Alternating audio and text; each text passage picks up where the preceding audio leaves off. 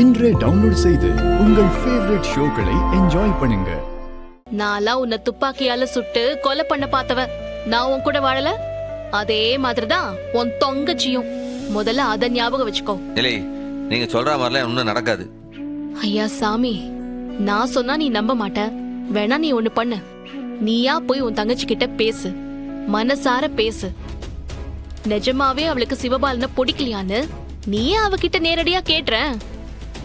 அண்ணே, நான் சொல்லுதண்ணே, சிவபாலனா அடிப்பேன் மிதிப்பேன்னு இவ வாயால தான் சொல்லிக்கிட்டு இருந்தா. முதல்ல அந்த சிவபாலன் இங்க வந்தா அடிச்சு விரட்டுவா.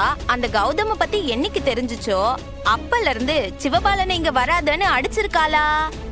கொஞ்சம் யோசிச்சு பாருங்க. அவ மனசுக்குள்ள அவனை லவ் பண்ணிக்கிட்டு தான் இருக்கா.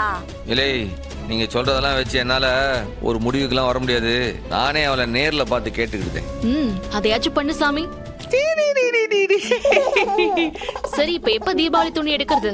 ஏம்ல, இந்த தீபாவளிக்கு ஒரு பட்டாசு கடை போடலாம்ட்டு லைசன்ஸுக்குலாம் அப்ளை பண்ணிருக்கேன். அது வந்து ஆரம்பிச்சிடலான்னு பாக்கேன். அண்ணா, அது ரொம்ப பெரிய செலவாகும்ல. வெடியெல்லாம் பெரிய பெரிய விலையில விக்குது. ஆமால, அதுக்குதான் வெளியில ஒரு 10 லட்சம் ரூபாய் சொல்லி வச்சிருக்கு. 10 லட்சமா? இந்த தீபாவளிக்கு செலவுக்கும் சேர்த்து இன்னும் 1 லட்சம் ரூபாய் கேட்டு ஒரு 11 லட்சம் ரூபாய் வாங்க வேண்டியதுதான். வாங்கி நாம இந்த தலை தீபாவளி எல்லாம் கோலாகலமா கொண்டாடிடுவோம். டேய், 11 லட்சம் தானே?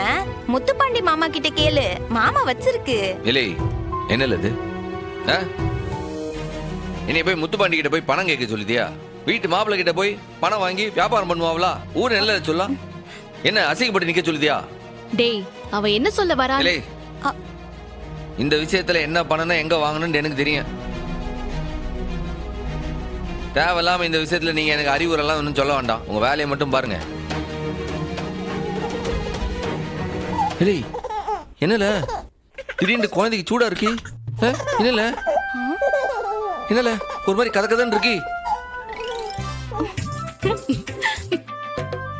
இல்ல, என்னது பாரு. ஐயோ அண்ணன், அவ ஒண்ணு கடிச்சிருக்கா அண்ணன். இது கூடவா உனக்கு தெரியல? அவ அப்பா கிட்ட பணம் வாங்க மாட்டேன்னு நீ சொன்னல்ல, அதான் உன் வேட்டியை ஈரமாக்கிட்டா. சரிடி, நீ போய் அவளுக்கு கிளீன் பண்ணி துணியை மாத்தி விட்டு பவுடர் போட்டு விடு. ஏதாவது ரேஷஸ் வந்துற போது. சரியா? சூடாமணி உச்சா விட்டியா? மாவள உச்சா விட்டியா? இங்க கொடுங்க.